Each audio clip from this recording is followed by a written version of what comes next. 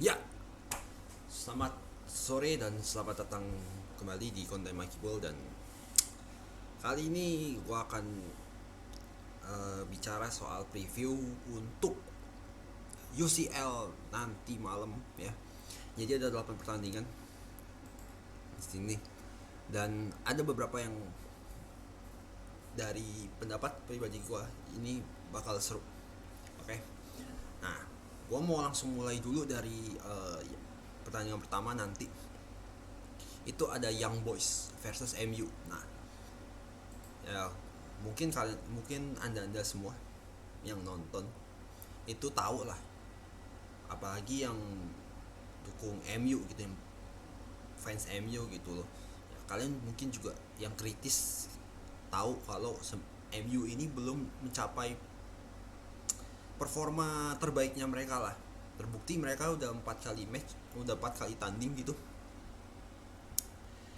ya, nggak konsisten gitu loh. Lawan Southampton aja seri gitu, itu sih udah kelihatan banget gitu. Dan lawan Wolves yang juga sama kasusnya, walaupun ada gol ya, hoki lah gitu loh, gue bisa bilang, dari Greenwood ya, nunjukin bahwa sebenarnya MU ini kan nggak bisa menjaga lah track permainan mereka sepanjang 4 kali mereka main ini gitu loh. Terbukti kalau misalnya contoh Bruno Fernandes atau Pogba mati gitu, ataupun Ronaldo gak perform saat itu, ya ini gue coba cerita hipotesanya lah, ya udah gitu loh, nggak ada lagi yang bisa gantiin gitu. Dan kalau yang apa ya, kalau yang semua tahu kan, terutama fans MU, kehadiran sorry kehadiran Pogba dan Bruno Fernandes ini kan penting banget untuk squad MU itu sendiri. Ditambah dengan Ronaldo yang kalau dia formnya cukup baik atau dia lagi on fire ya, mereka bisa ngalahin siapapun gitu. However ya, lawannya sekarang Young Boys gitu. Young Boys ini sebenarnya lawan yang cukup alot buat gue, karena seringkali menyulitkan, tapi udah lama banget sih Young Boys gak di UCL, jadi gue nggak tahu sih bakal kayak gimana Young Boys nanti gitu. Nah, gue rasa kalau misalnya kayak contoh Bruno Fernandes, Pogba, ya ini either dua ini lagi perform, dan ditambah dengan CR7 yang bermain cukup bagus, atau dia lagi on the form gitu loh, on his best form, gue rasa MU mestinya bisa ngalahin Young Boys gitu ya. Gue bisa bilang MU tetap bisa mendominasi jalan pertandingan ini sih, but then ya ini tinggal tergantung tiga pemain ini doang gitu. Kalau uh, kayak Bruno gak perform ya susah juga gitu loh mereka bisa tampil impresif ya. Ini mungkin selisih 1-2 gol ya, hal yang cukup oke lah untuk MU dapetin di match ini. Terus Sevilla Salzburg. Nah, ini Salzburg ini kan juga gua rasa udah cukup menurun ya. Beda banget sama beberapa tahun sebelumnya yang dimana masih ada Holland sama si siapa ya, Minamino kalau nggak salah ya. Ya ini udah bukan Salzburg yang dulu lah gitu. Dan menurut gue kayak Sevilla ini kan juga formnya ya, kalau mau dibilang di liga ya sebenarnya cukup oke sih, walaupun gue nggak terlalu ngikutin track record yang mereka, tapi ya untuk sekelas Sevilla sih mestinya mereka bisa ngalahin Salzburg sih, kalau pendapat gue pribadi ya. Terus kita ke Chelsea versus Zenit. Nah, gue harus bilang ya Zenit gitu, bakal selalu dominan di liga lokal, tapi ya gue mau bilang bilang kalau ini tim apa ya, dari timnasnya aja gue lihat, terutama di ini ya, di beberapa tahun terakhir ya udah gitu, standar banget, standar cenderung ke bawah gitu, bener-bener inilah, bener-bener messed up lah timnasnya. Dan ya itu akan berdampak juga pada liganya juga, karena kan apa ya, rata-rata kan pemain Rusia itu kan mainnya kan di Liga Rusia gitu, dan dengan kualitas yang udah parah gitu di timnasnya aja ya, what do you expect from Zenit gitu. Nah ditambah sekarang Chelsea ini kan lagi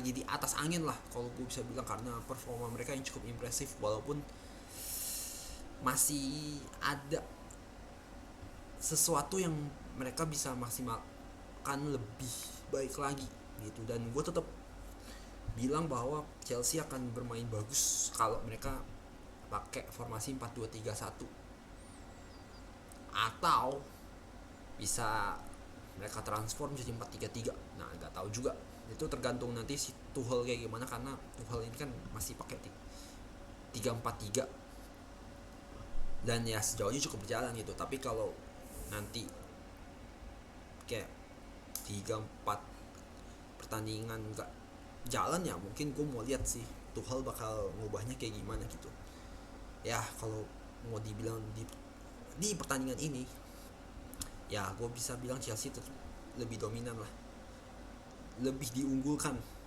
di match ini. Terus ada Malmo versus Juventus.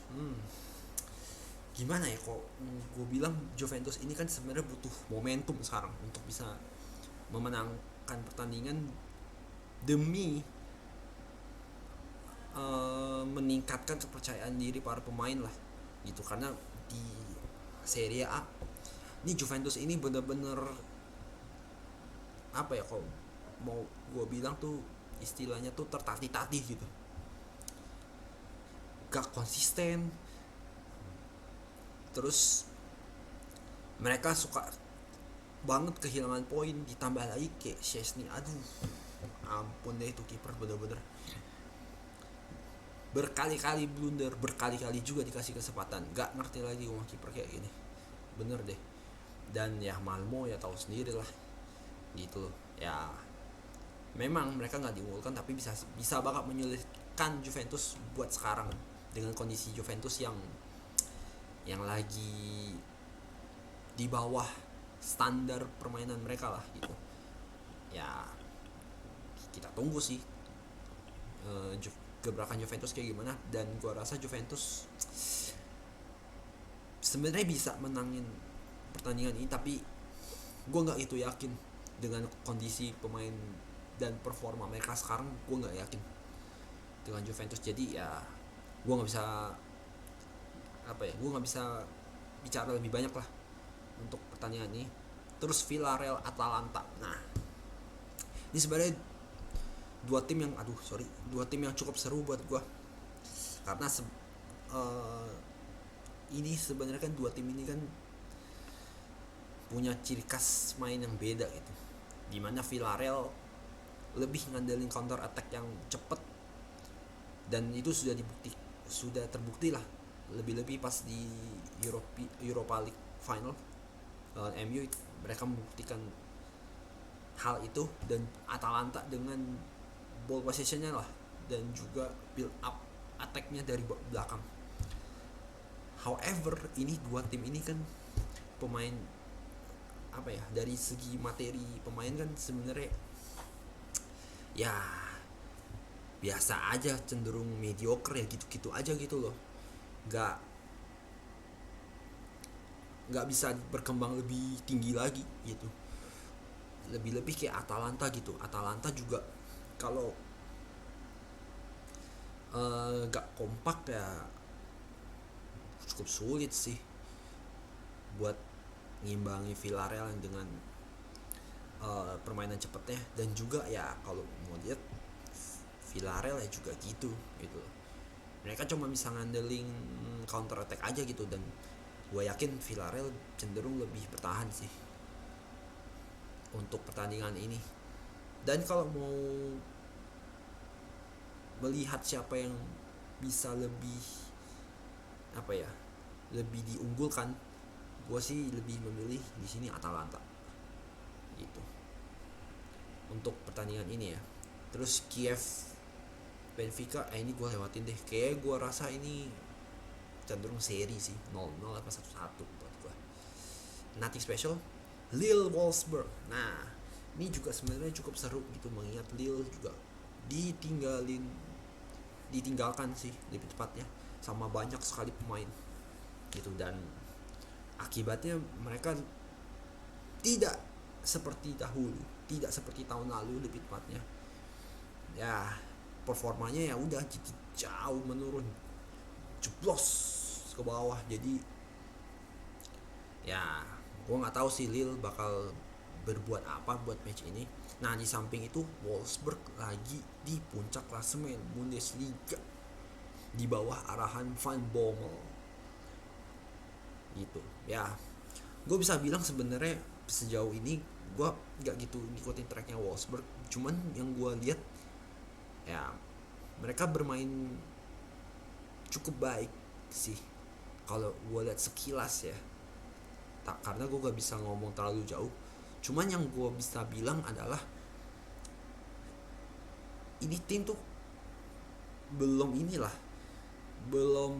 bisa memberi gebrakan yang lebih jauh lah buat gue, karena di Bundesliga-nya sendiri mereka cukup kesulitan dalam hal mencetak gol, dimana itu kan salah satu elemen, gol itu adalah salah satu elemen penting kalau dari gue untuk membuat pemainnya Wolfsburg lebih yakin untuk bisa menang dalam setiap pertandingan mereka jalani ya. Tapi kalau gue bisa bilang ya tetap Wolfsburg bisa lebih diunggulkan lah. Gue bisa bilang Wolfsburg lebih diunggulkan di sini. Dan yang terakhir Barca lawan Bayern Munchen. Nah, ya mungkin fans Barca udah tahu lah ya, Barca kan sekarang lagi gak dalam komposisi yang full lah, karena contoh kayak Ansu Fati, Dembele sama si Aguero ini kan masih belum bisa turun di pertandingan ini. Ditambah juga ya sebenarnya gol-golnya performanya cukup oke, tapi belum mencapai titik terbaiknya lah kalau untuk Barcelona sendiri gitu. Dan untuk perkiraan line up-nya ya gue bisa bilang sih bakal kurang lebih sama kayak 3 pertandingan yang mereka jalanin sebelumnya, dimana ya kalau di midfielder jelas ada De Jong, Busquets sama Pedri yang sudah balik untungnya di squad utama. Dan juga di lini depan ada Memphis Depay, dan striker tengah sih gue bilang mungkin Luuk De Jong bisa diturunin dari awal, walaupun sebenarnya Luuk De Jong nih gue belum lihat lagi performanya dia di Eropa kayak gimana, karena dia kan jarang diturunin, dia cuma jadi ibaratnya cadangan lah kalau di tim terdahulunya. Dan mungkin untuk di line up-nya kalau gue lihat di sini SofaScore mungkin Coutinho bakal dikasih kesempatan kali ini, mengingat sebenarnya Coutinho ini udah cukup tahu menahu lah Bayern Munchen mainnya kayak gimana gitu. Dan untuk bek kanan ya gue gak yakin kalau di SofaScore Sergio Roberto yang dipasang.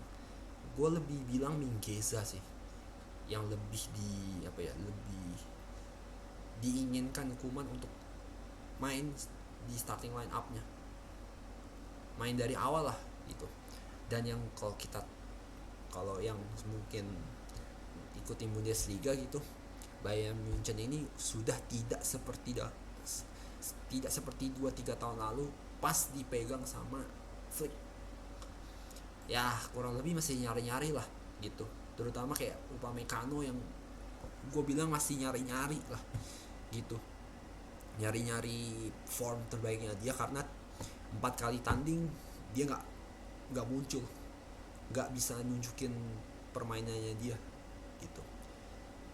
Cuman yang harus diperhatikan oleh Barca adalah kalau ketemu contoh kayak Sane atau ya untuk pertandingan nanti Jamal Musiala, nah back sayapnya mesti lebih hati-hati karena mereka ini bisa sangat eksplosif di sayap, apalagi untuk Mingueza sebagai catatan tambahan karena ya lawannya ya Sane gitu, seorang winger yang harus diperhatikan betul gitu. Nah kalau gue bilang